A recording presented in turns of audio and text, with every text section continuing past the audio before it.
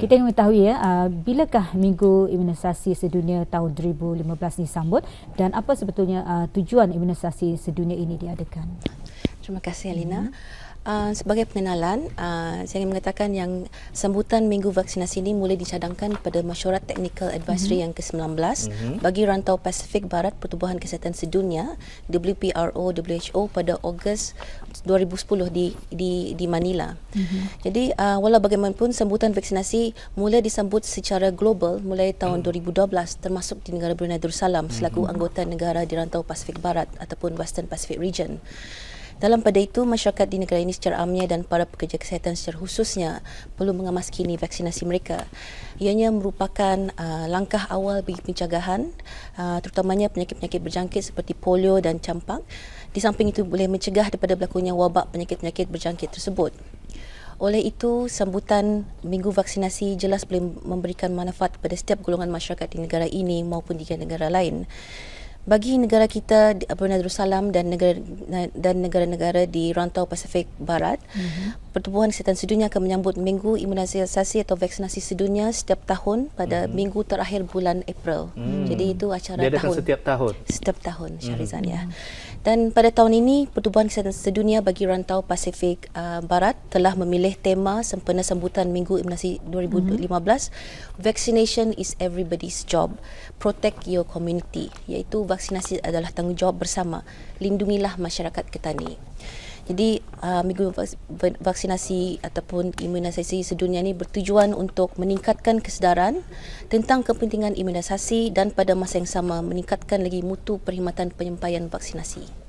Itu ya. Ini adalah untuk mewujudkan kesedaran di kalangan masyarakat kita ya. Walaupun diadakan setiap tahun ya, Doktor ya. Dan untuk kesekian kalinya di tahun 2015 ini akan kembali lagi bersama Yang Mulia Datin nanti. Kita akan mengetahui daripada Yang Mulia Hajah Nur Haslina pula dalam sambutan yang akan diadakan di negara kita Brunei Darussalam ini sempena sambutan Minggu Imunisasi Sedunia di negara Brunei Darussalam. Apa agaknya acara-acara yang telah pun diaturkan? Terima kasih ya. Berbagai acara-acara yang diadakan sempena sambutan Minggu Imunisasi Sedunia di negara Brunei Darussalam. Salah satu daripadanya adalah Majlis Pelancaran Minggu Vaksinasi yang akan diadakan pada hari Khamis ini, 23 April 2015, dan insyaAllah tetamu kehormat pada majlis pelancaran tersebut adalah Ketua Pengarah Perkhidmatan Kesihatan, Pengiran Dr. Haji Muhammad Khalifah bin Pengiran Haji Ismail, dan majlis pelancaran tersebut akan berlangsung di Dewan Atrium Pusat Promosi Kesihatan Kementerian Kesihatan. Di samping itu juga Perkhidmatan Kesihatan dengan kerjasama Jabatan Farmasi dan Jabatan Pediatrik akan mengadakan bengkel sempena Minggu Imunisasi Sedunia pada hari Jumaat, iaitu 24 April, 1 Mei dan 8 hari bulan Mei 2015. Dan bengkel ini akan diadakan di Dewan Alfia dan Studio 1 dan 2 Pusat Promosi Kesihatan Kementerian Kesihatan. Pada bengkel tersebut akan dihadiri insyaAllah seramai 300 orang yang terdiri daripada pegawai-pegawai perubatan, jururawat daripada semua klinik-klinik kesihatan ibu-ibu dan kanak-kanak di keempat-empat daerah, dan juga dari unit pediatrik, hospital ripas, dan peserta daripada Kementerian Pertahanan, Jabatan Khidmat Perubatan dan Kesihatan. Juga dilibatkan sama ya? InsyaAllah mereka. Matlamatnya ni dalam usaha diadakan bengkel ini? Okey, matlamat tersebut, matlamat sempena Minggu Imunisasi Sedunia adalah bertujuan untuk memastikan tata cara pengendalian vaksin adalah sentiasa mengikut piawai yang optimal. Dan adalah amat ditekankan dalam bengkel tersebut. Matlamatnya adalah pertama, memperkenalkan cara-cara untuk memastikan cold chain tetap diamalkan di dalam pengendalian vaksin. Yang kedua, memberi taklimat mengenai cara-cara untuk catch up imunisasi di kalangan kanak-kanak, dan berpandukan pada tema pada tahun ini, iaitu vaksinasi adalah tanggungjawab bersama, lindungilah masyarakat kita ni. Maka dengan itu matlamat ketiga adalah ingin mengingatkan dan meningkatkan kesedaran masyarakat akan kepentingan vaksinasi dalam pencegahan penyakit. Semua peringkat umur lah tu ya, dari kanak-kanak, dewasa dan juga warga emas pastinya ya. Ya. Kalau kita beralih bersama dengan Datin Doktor ya, kita ingin mengetahui ni Datin mengenai dengan apa itu vaksinasi dan bagaimana vaksin-vaksin akan dapat melindungi orang ramai ni. Vaksinasi ini kalau orang Brunei tadi benjek benjek. Jadi maksudnya adalah perlindungan sepanjang hayat. Jadi vaksinasi ini pemberian vaksin kepada seorang bagi mencegah penyakit tertentu, bagi membantu tubuh kita ni menghasilkan antibodi untuk melawan penyakit.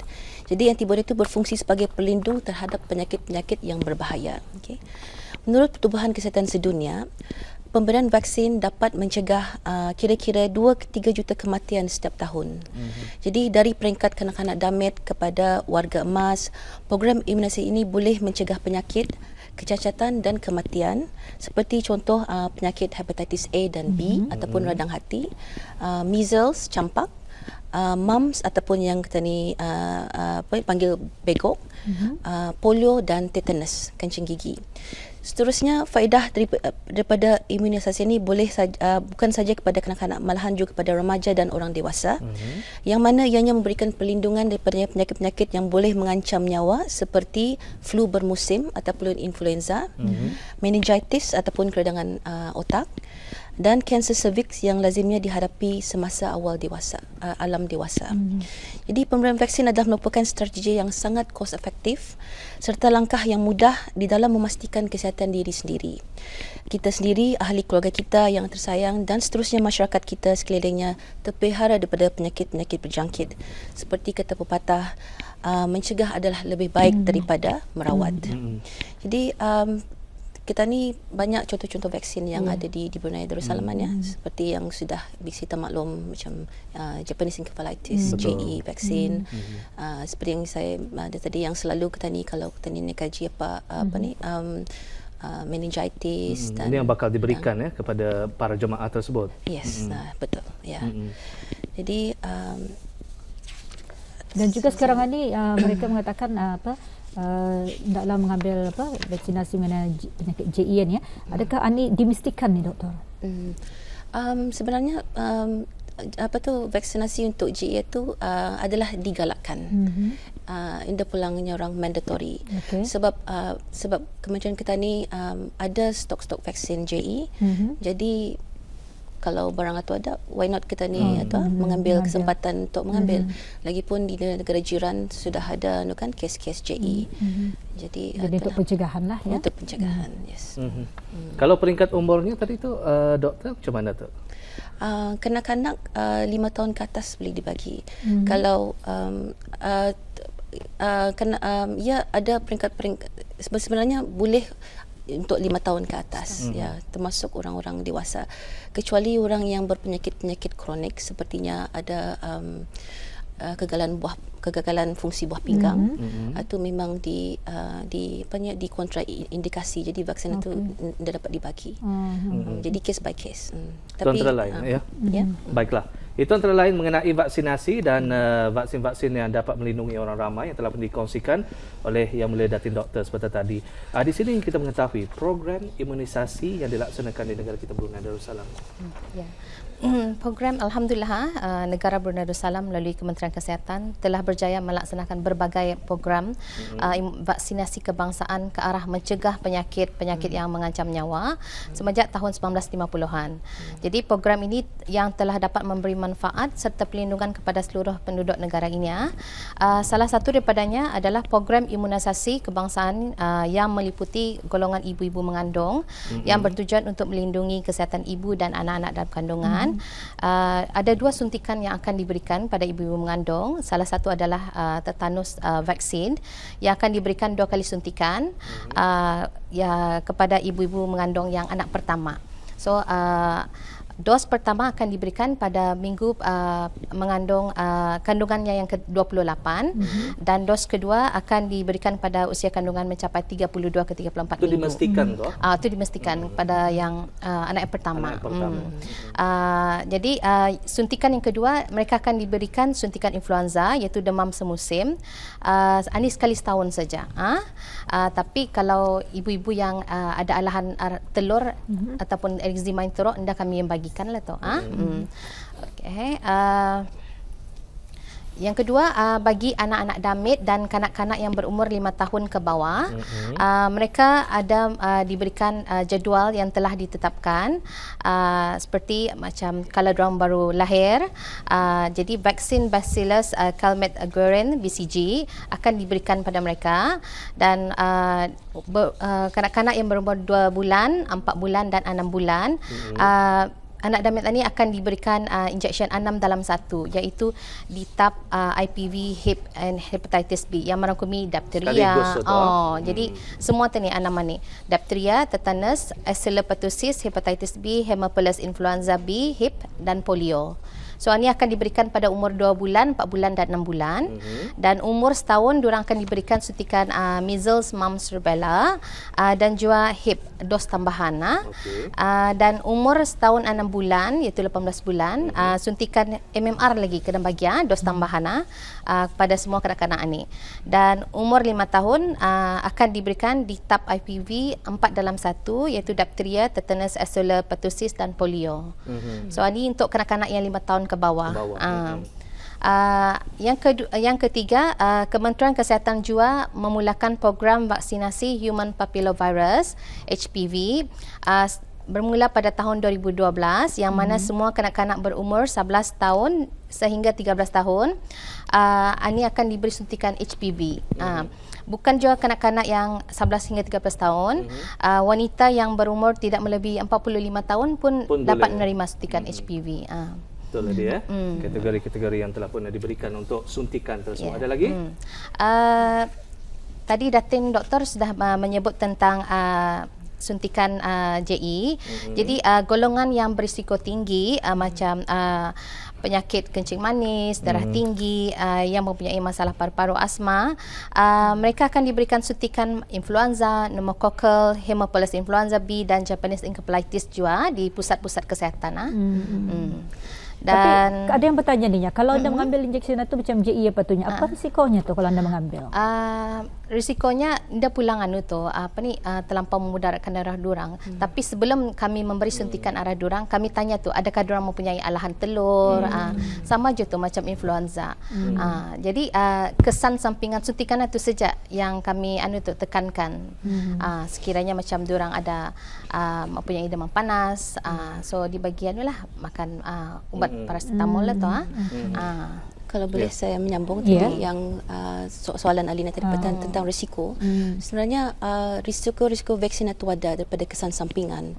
Tapi kita ni melihat risiko dengan apa bagusnya untuk mengambil vaksin itu. Macam kalau kita ni sudah ada berpenyakit kronik.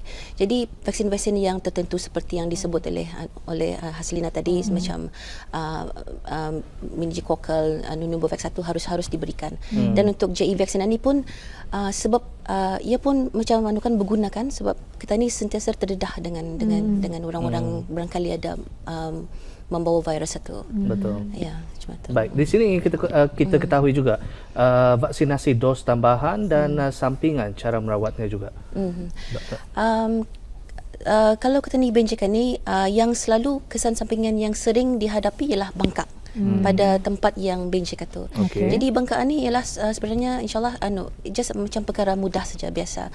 Jadi dibagi saja ais untuk mengurangkan bengkak itu, and kalau sakit dibagi macam ubat untuk mengurangkan panas atau kesakitan macam paracetamol. Sementara saya betul? Ya, sementara saja. Dan kadang-kadang ada kesan macam demam, tapi sekejap sebab badan kita itu macam bertindak balas pada vaksin itu untuk menghasilkan antibody. Jadi insyaAllah kesan sampingan yang lama-lama tu insyaAllah tidak adalah kecuali macam kata orang Haslina tadi, macam kalau ada macam allergic arah barang-bahan vaksin seperti telur. Telur sebagainya.